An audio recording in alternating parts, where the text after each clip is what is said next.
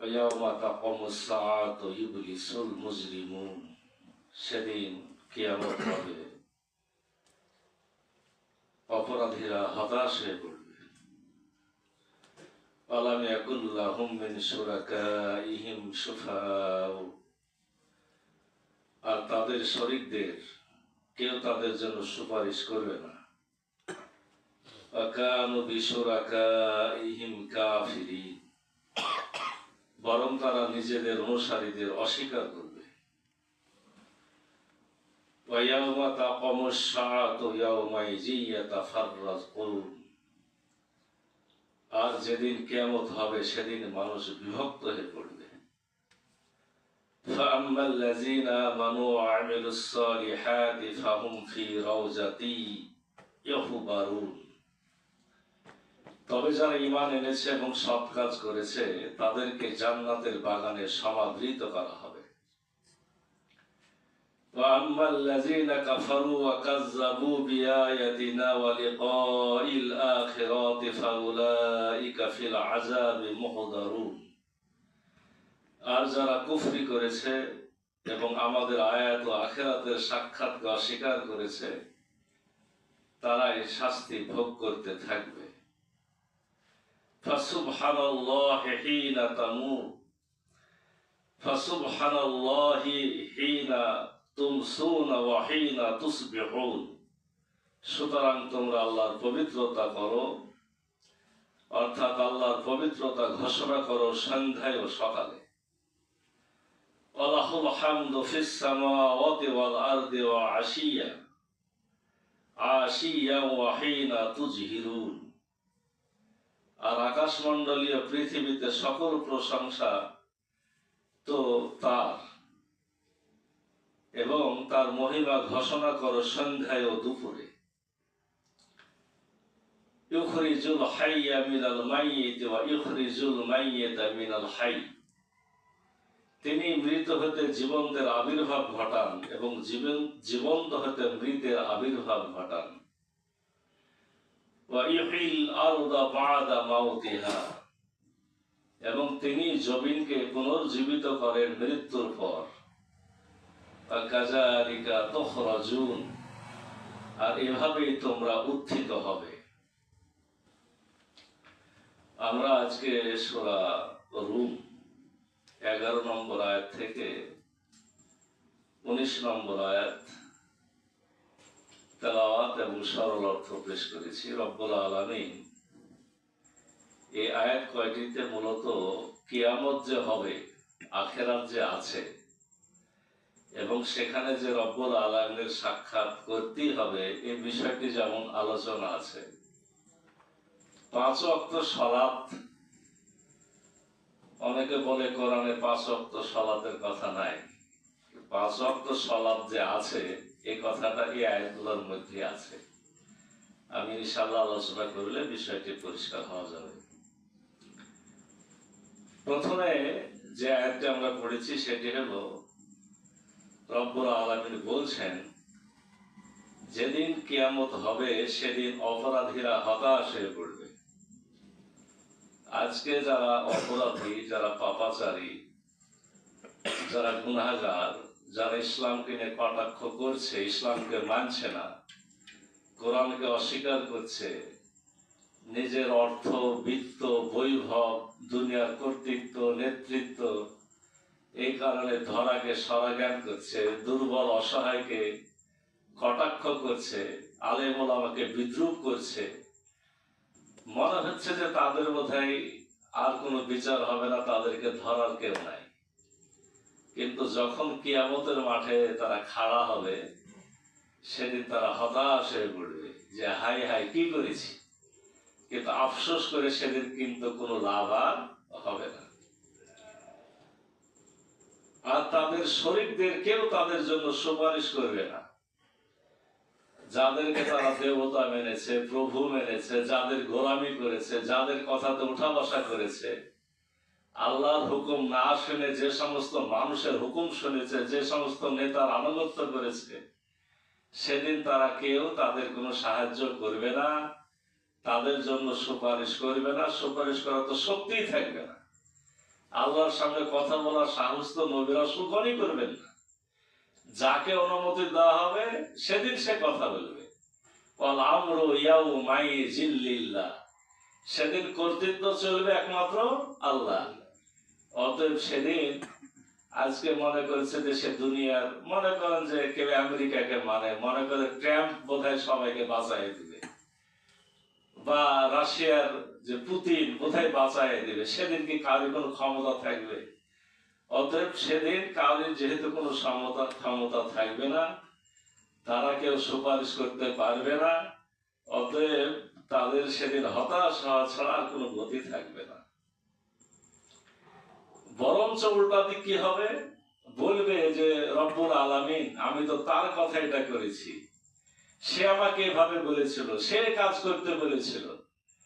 ওরা বলবে যে না রব্বুল আলামিন, ওরা নিজেদের বুদ্ধি দিয়ে করেছে, আমারও যেমন একটা মাথা ছিল তারও তো একটা মাথা ছিল। আমি যদি ভুল করে থাকি আমার ব্যাপার, সে ভুল করেছে তার ব্যাপার। আমাকে শয়তান বিভ্রান্ত করেছে, আমি বিভ্রান্ত হয়েছে, আমার দেখবো বিভ্রান্ত হয়েছে, আমার কোনো দোষ নাই। সেদিন স্বীকারই করবে না, সুপারিশ তো দূরের কথা।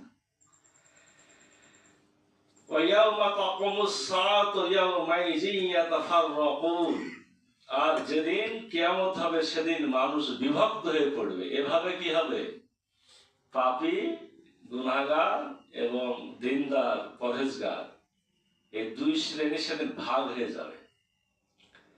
সেদিনকে আপনার সহায়তা আছে, মানুষরা দলে দলে হাজির হবে রব্বুল আলামিনের সামনে।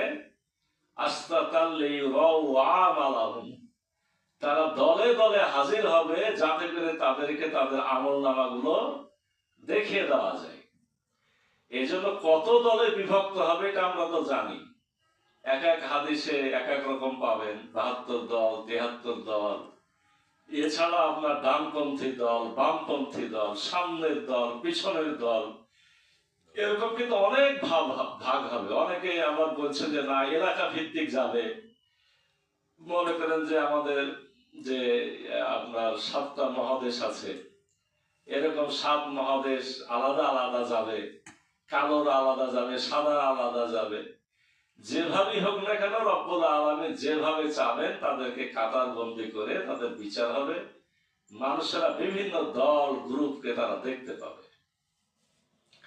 মূল টার্গেট হলো তাদের আমল নামা যাতে তাদেরকে দেখানো যায়। আমার কমপক্ষে আমি আজকে ভালো ভালো কথা বলছি, কিন্তু আমার ভিতরে যে খারাপ আছে এটা হয়তো আপনারা জানেন না। কিন্তু আমি যদি জাহান্নামী হয়ে যায়, কেন আমাকে জাহান্নামে পাঠানো হলো? আমার পাপগুলো আপনাদেরকে দেখিয়ে দেওয়া হবে, আপনার গুলো আমাকে দেখানো হবে। তাহলে একে রাখা লোক এক জায়গাতে থাকারও দরকার আছে। এইভাবে বিভিন্ন দলে মানুষ সেদিন ভাগ হবে। فَأَمَّا الَّذِينَ آمَنُوا وَعَمِلُوا الصَّالِحَاتِ فَهُمْ فِي رَوْضَةٍ يُحْبَرُونَ। তবে যারা ঈমান এনেছে এবং সৎ কাজ করেছে তাদেরকে জান্নাতের বাগানে সমাদৃত করা হবে। কিন্তু যারা ভালো কাজ করেছে, ন্যায় কাজ করেছে, নেক কাজ করেছে, ঈমান এনেছে, তাদের কি কষ্ট হবে? তারা কি হতাশ হবে? তারা কি বিপদে থাকবে? না, তাদের জন্য সুন্দর জায়গা সেখানেও থাকবে। অনেকে তো সরাসরি আল্লাহর আরশের নিচে, আল্লাহর আরশের যে ছায়া ছাড়া কিয়ামতের দিন কোনো ছায়া থাকবে না, সেই ছায়ার নিচে জায়গা পাবে। ডানপন্থী যারা ডান দিকে থাকবে তারাও আরামে থাকবে। আর যারা পাপাচারী, বলা হচ্ছে যে এক ধরনের ধূম্রকুণ্ড, ধোঁয়া আচ্ছাদিত, মানে জাহান্নামের ধোঁয়া তাদেরকে ছেয়ে থাকবে, তার কষ্টের মধ্যে থাকবে, সেখান থেকে তাদের কষ্ট শুরু হয়ে যাবে। وَأَمَّا الَّذِينَ كَفَرُوا وَكَذَّبُوا بِآيَاتِنَا وَلِقَاءِ الْآخِرَةِ فَأُولَٰئِكَ فِي الْعَذَابِ مُحْضَرُونَ। আর যারা কুফরি করেছে এবং আমাদের আয়াত ও আখিরাতের সাক্ষাৎকে অস্বীকার করেছে, তারাই শাস্তি ভোগ করতে থাকবে। তাহলে যারা ঈমান এনেছে, সৎ কাজ করেছে, তারা যেমন সুখে থাকবে, যারা কুফরি করেছে এবং এই আয়াতকে, কোরআনের আয়াত, এটাও যেমন আয়াত, আল্লাহর বিভিন্ন যে নিদর্শন আমরা চোখে দেখি, আকাশ, বাতাস, চন্দ্র, সূর্য, গ্রহ, নক্ষত্র, বিভিন্ন সৃষ্টিরাজি, বিশাল মরুভূমি, বিশাল সাগর, সমুদ্র, এগুলা দেখে আল্লাহকে খোঁজার বিষয় আছে। তো এগুলাকে কিন্তু আয়াত বলা হয়, নিদর্শন।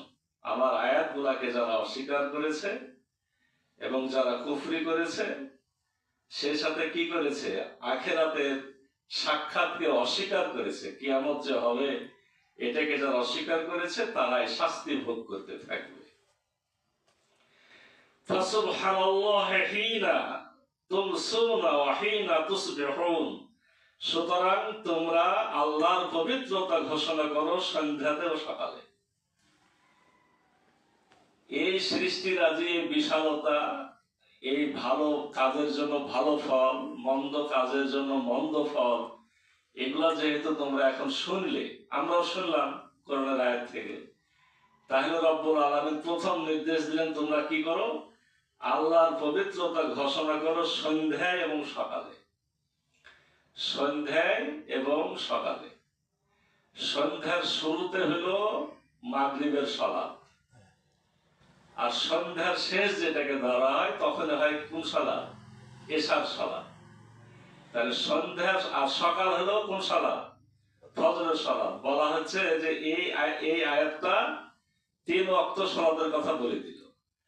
আর পরের আয়াতে কি বলা হচ্ছে, ওয়ালাহুল হামদু ফিস সামাওয়াতি ওয়াল আরদি ওয়া আশিয়াও ওয়া হিনা তুজহিরুন। আর আকাশমণ্ডলীয় পৃথিবীতে সকল প্রশংসা তো তার, এবং তার মহিমা তোমরা ঘোষণা করো আপনার দুপুরে এবং বিকেলে। তাহলে কি হলো, দুপুর হলো জোহর আর বিকেল হলো আসর। কি 5 ওয়াক্ত সালাত চলে আসলো না? 5 ওয়াক্ত সালাত, এটা অনেক তাফসীর কারকরা স্পষ্ট বলছেন যে এই দুটো আয়াতই হলো 5 ওয়াক্ত সালাতের ব্যাখ্যা। যে 5 ওয়াক্ত সালাত যে আছে এই সূরা রুমের 17 এবং 18 নম্বর আয়াতে সেটা পাওয়া গেল। এই 5 ওয়াক্ত সালাত আদায় করতে শুধু হবে না, এই যে এখানে যে কথাটা আছে সুবহানাল্লাহ, এখান থেকে আপনার হাদিসগুলো এসেছে যে আমাদের সকাল সন্ধ্যা দুপুর বিকাল একটা তাসবিহ বেশি বেশি করা দরকার। সুবহানাল্লাহি বিহামদিহি সুবহানাল্লাহিল আযীম, সুবহানাল্লাহি বিহামদিহি সুবহানাল্লাহিল আযীম।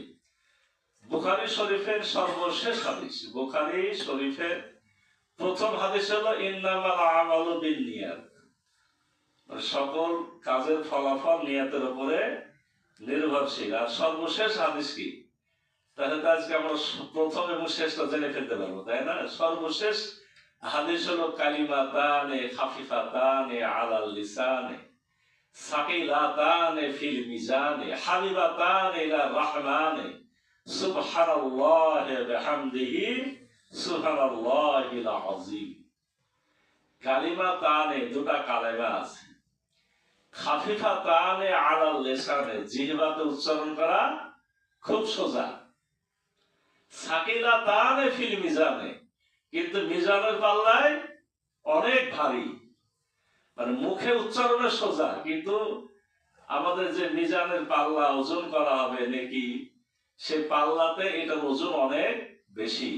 হাবিবাতানে ইলা রহমানে, শুধু তাই নয়, রহমানের নিকট মানে আল্লাহর নিকট এটা খুবই প্রিয়। কি সেটা? সুবহানাল্লাহি বিহামদিহি সুবহানাল্লাহিল আযীম। দেখছেন কত গুরুত্বপূর্ণ কথা। এমন দুটা কালেমা আছে মুখে উচ্চারণ সহজ, কিন্তু ওজনের পাল্লায় অনেক ভারী, আর আল্লাহর নিকট খুবই প্রিয়। সে কালেমা কি? সুবহানাল্লাহি বিহামদিহি সুবহানাল্লাহিল আযীম। ইখরিজুল হাইয়্যা মিনাল মাইয়্যিতি ওয়া ইখরিজুল মাইয়্যিতা মিনাল হাইয়্য। তিনি মৃত হতে জীবন্তের আবির্ভাব ঘটান, মৃত থেকে জীবন আসে। আমার যখন জন্ম হয়নি, আমার যখন সৃষ্টির সূচনা হচ্ছে, তখন কি আমি মৃত না জীবন্ত? তখন তো মৃত, জান নাই যার মধ্যে, সে মৃত।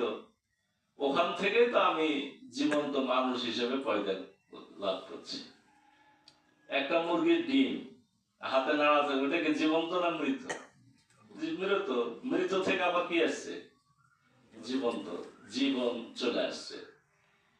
মৃত্যু থেকে আপনার যেমন জীবন্ত জিনিস বের হয়, বা জীবন্ত থেকে মৃত বের হয়। ওই মুরগি যখন ডিম পাড়ছে ওটা জীবন্ত না, কিন্তু পাড়ছে কি? মৃত জিনিস। ওটা আবার পরে জীবন পাচ্ছে।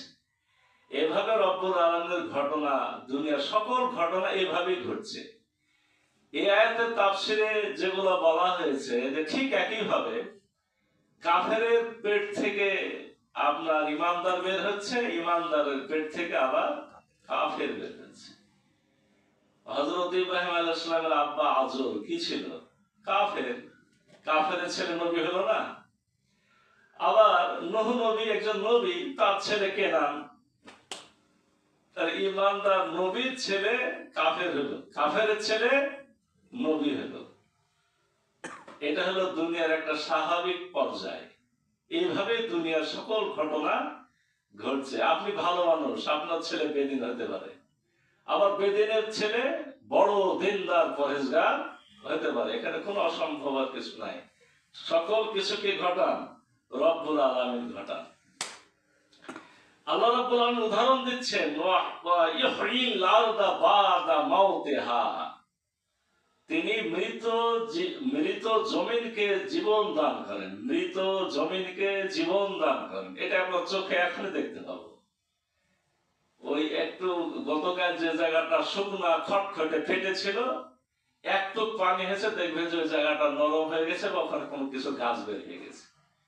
কালকে ওখানে চলেছেন, মনে হয়েছে এর মধ্যে কিচ্ছুই হবে না, আজকে মনে হচ্ছে না এখানে এখন কিছু একটা হবে। তাহলে রব্বুল আলামিন শুকনা মৃত মাটিকে মুহূর্তের মধ্যে আবার জীবন দিয়ে থাকেন। আল্লাহ কেন উদাহরণগুলো দিচ্ছেন?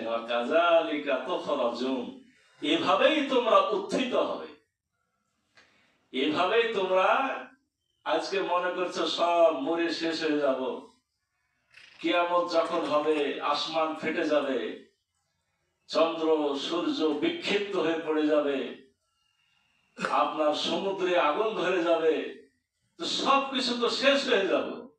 হ্যাঁ, সবকিছু শেষ হয়ে যাবে। এমন একটা পর্যায়ে আসবে যে শুধু আল্লাহ বেঁচে থাকবেন। কুল্লু মান আলাইহা ফান ওয়া ইয়াবকা ওয়াজহু রাব্বিকা যুল জালালি ওয়াল ইকরাম। সকল কিছু ধ্বংস হবে। ওয়া ইয়াবকা ওয়াজহু রাব্বিকা যুল জালালি ওয়াল ইকরাম, শুধুমাত্র আল্লাহর চেহারা টিকে থাকবে। আর একটা পর্যায়ে হয়ে সব কিছু আল্লাহ শেষ করে দিয়ে আল্লাহ একাই থাকবেন সমাসীন। বলা হচ্ছে তখন রব্বুল আলামিনের ডান হাতে 7 আসমান পেঁচানো থাকবে, আর বাম হাতে 7 জমিন ভাঁজ করা অবস্থায় থাকবে। সকল কিছু শেষ করার পরে আল্লাহ রব্বুল আলামিন আবার আমাদের বিচারের জন্য হাসরের ময়দান বানায় আমাদের উত্থান ঘটাবেন। উত্থানটা কেমন ভাবে হবে? তাফসীরে এরকম ঘটনা পাওয়া যায়, বর্ণনা পাওয়া যায় যে ঠিক যেমনি ভাবে এখন বৃষ্টি হলে জমিন থেকে গাছপালাগুলো বের হচ্ছে, প্রথম ফুৎকারের সময়তে আমার মনে করেন যে হাত পা মাথা কোথায় কোন দিকে মাটি কাটাকাটি করতে, গর্ত করতে, এখানকার জমির ওখানে যেটা আমরা হারাইছিলাম, প্রথম ফুৎকারের সময়তে যেখানকার যা আপনার শরীরের অংশ আপনার সাথে একত্রিত হয়ে থেকে যাবে। এরপরে এটা আপনার ওই জায়গাতেই মাটির মধ্যে থাকবে। দ্বিতীয় আপনার যখন ফুৎকার হবে, ওই ফুৎকারের সুরের সাথে সাথে আসমান থেকে আপনার ই করা হবে, আপনার আকাশ থেকে এক ধরনের বৃষ্টি পড়বে, বৃষ্টি। এই বৃষ্টির সাথে সাথে আমরা আবার কি হব? মাটি থেকে বের হয়ে যাব। যেমনি ভাবে মাটি থেকে এখন গাছ বের হচ্ছে, আমরা যে যেখানে ছিলাম ওখান থেকে তাজা মানুষ হয়ে খাড়া হয়ে যাব। খাড়া হয়ে যে তখন আমরা সকলে একই দিকে, পশ্চিম দিকে দৌড়াইতে থাকবো। এটা আল্লাহ দৌড়ায় দিলেন, সেটাই হাসরের ময়দান। আল্লাহ তাই বলছেন যে আমি যেভাবে তোমাদের চোখের সামনে এই মৃত জমিন গুলোকে তাজা করছি, আজকে তোমরা গাছ উঠতে দেখছো, আমি একটা সময়তে তোমাদের সকলের মৃত্যুর পরে তোমাদেরকে আবার আমি জীবন দান করে আমার সামনে খাড়া করে তোমাদের হিসাব নিকাশ নিব। আসলে এই আমরা কয়েকটা আয়াত আলোচনা করলাম। এটা মূলত কিয়ামতের আখিরাতের কথা।